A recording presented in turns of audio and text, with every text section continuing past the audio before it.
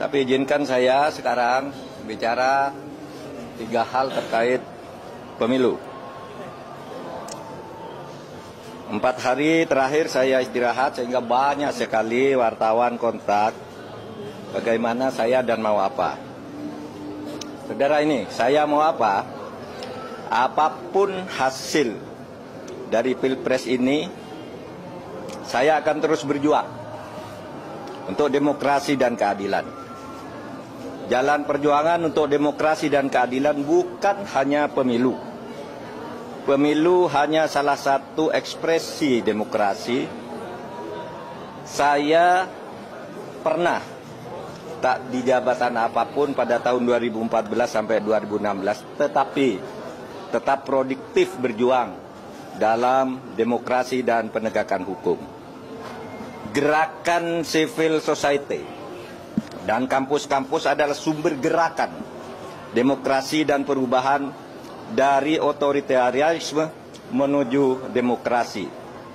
Sejarah mengajarkan bahwa jika demokrasi disumbat, maka demokrasi akan selalu membuka jalan sendiri. Ini sejarah kita maupun sejarah dunia. Yang kedua, saya bicara tentang 2 hoax, yaitu tentang pemilu curang.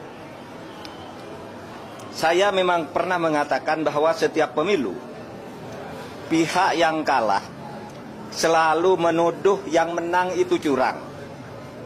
Saya katakan itu pada beberapa kesempatan, yaitu saat KPU periode Hasyim Asy'ari dibentuk. Datang ke tempat saya diberitahu bahwa awas, nanti ada gugatan bahwa pemilu ini curang. Begitu juga saya pidato itu secara terbuka saat pembentukan TV pemilu di Trans TV pada awal tahun 2023. Jadi saya katakan bahwa setiap pemilu yang kalah itu selalu menuduh curang.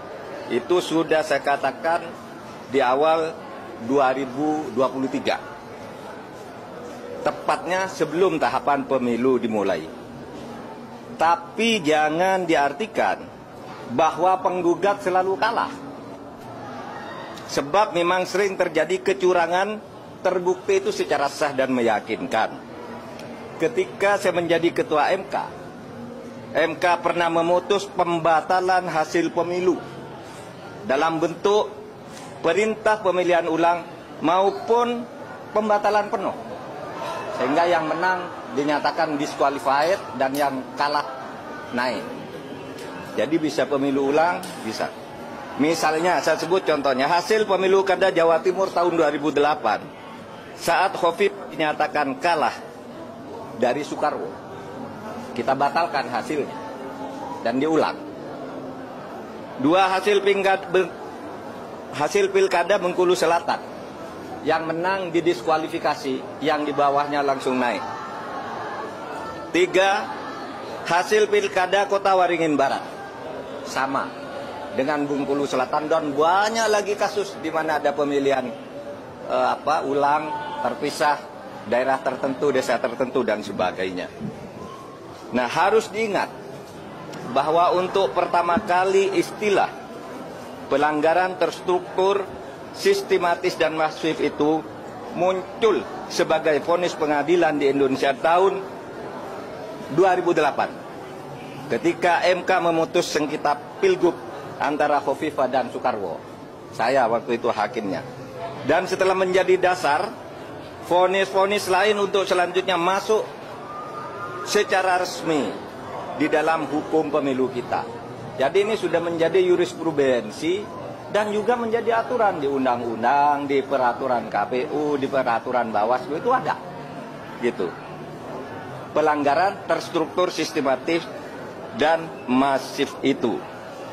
Jadi ini bukan hanya jurisprudensi sekali lagi, tetapi juga termasuk di dalam peraturan perundang-undangan. Dan buktinya banyak pemilu itu dibatalkan, didiskualifikasi. Ya, saya nangani ratusan kasus tentang ini, banyak. Ada yang diulang beberapa ini, ada yang dihitung ulang dan sebagainya. Tergantung hakimnya punya bukti atau tidak, atau kalau sudah punya bukti, menerima bukti apa berani apa tidak. Berikutnya hoax lagi tentang hubungan saya dan Ganjar.